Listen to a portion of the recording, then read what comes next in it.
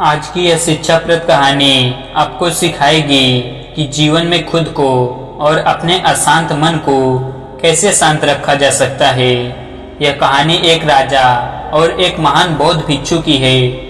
भारत के दक्षिण राज्य में एक बहुत समृद्ध राजा हुआ करते थे, जिनका मन कुछ समय से बहुत अशांत चल रहा था। वह राजा अपने मन को शांत करने का बहुत प्रयास करते, लेकिन उनका मन शांत नहीं हो पाता।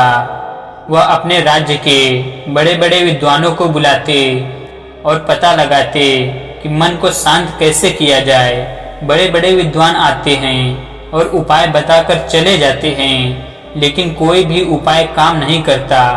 एक दिन एक व्यक्ति राजा के पास आता है और कहता है, हे राजन, मेरे पास आपके मन को शांत करने का सबसे उत्तम उपाय है।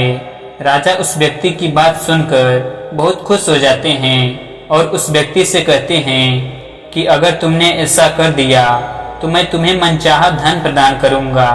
यह सुनकर व्यक्ति बोला, राजन, तुम्हारा मन मैं तो शांत नहीं कर सकता, पर एक सन्यासी हैं जो आपका मन शांत कर सकते हैं।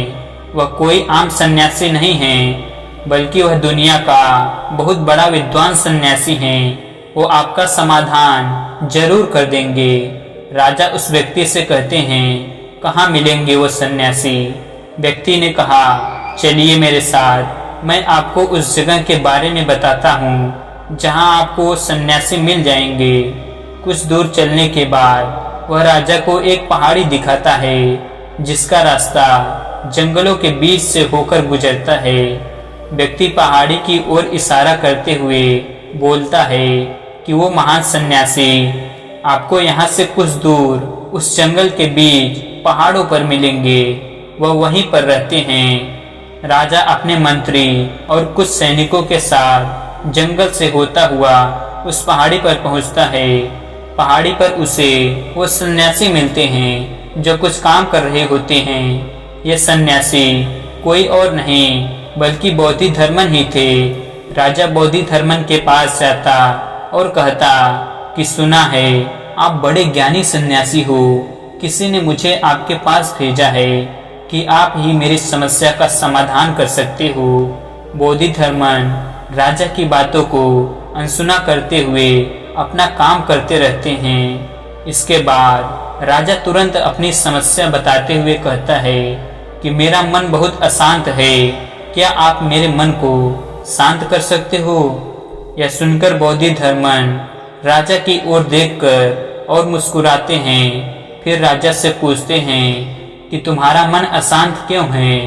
राजा कहते हैं, वैसे तो मेरे पास किसी भी चीज की कोई कमी नहीं है। धन मेरे पास इतना है कि जिसका मुझे खुद अंदाजा नहीं। सभी सुख सुविधाएं हैं। भगवान ने मुझे दुनिया की सारी दौलत और संपत्ति दी है, लेकिन बस एक चीज की कमी है। मेरे अंदर मेरा मन अशांत रहता है। यदि यह कभी कभी शांत भी हो जाता है तो यह कुछ देर बाद फिर से अशांत हो जाता है। क्या आप मेरे मन को शांत कर सकते हैं? मैं बड़ी आशा लेकर आपके पास आया हूँ। बाकी तो मैंने सब उपाय कर लिए, बस आप ही मेरी अंतिम आशा हो।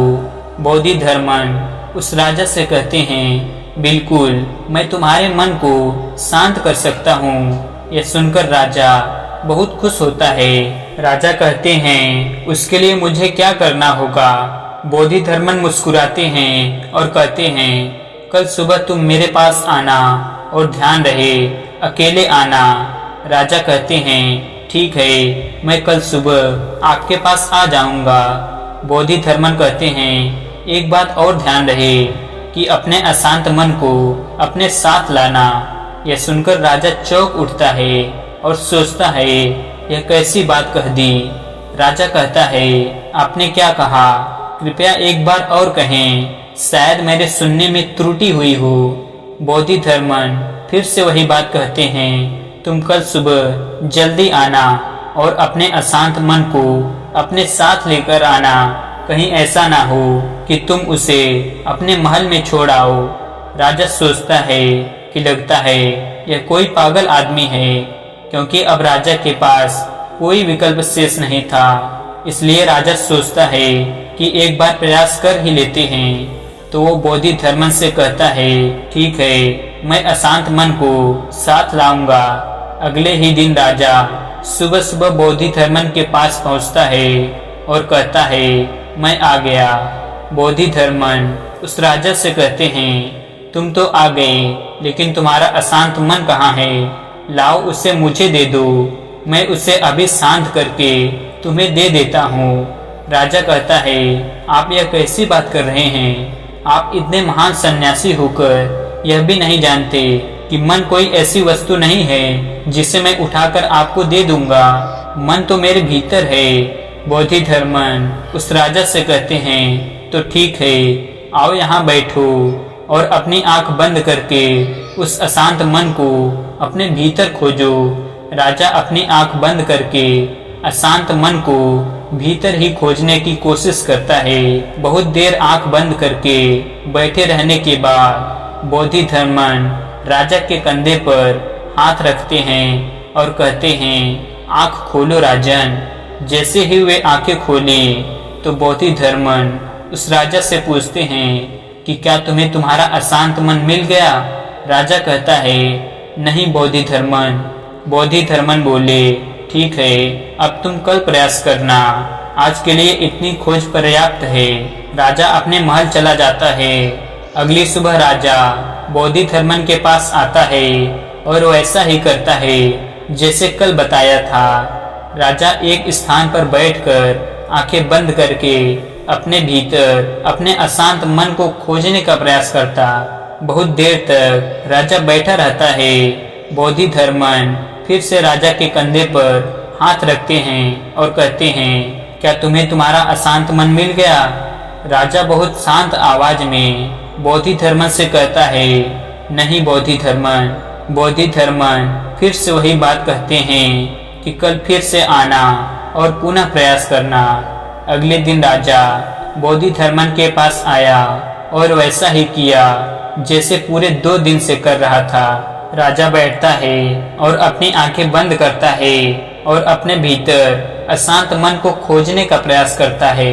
बहुत देर होने के बाद हर बार की तरह इस बार भी बोधिधर्मन राजा के कंधों पर हाथ रखते हैं और इस बार राजा की आंखें नहीं खुलती हैं। राजा बस अपनी आंखों को बंद करके बैठा रहता है। इस बार राजा पूरी तरह ध्यान मग्न हो जाता है। काफी समय बीत जाता है। वह बोधिधर्मन भी राजा के पास ही बैठे रहते हैं और पूरा दिन बीत जाता है, पूरी रात बीत जाती है।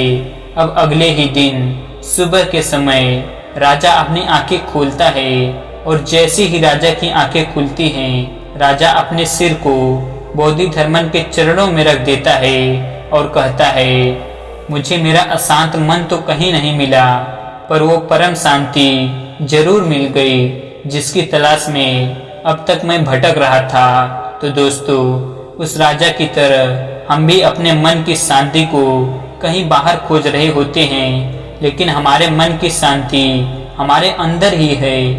उसे शांति मन से बैठकर आपको खोजना पड़ेगा।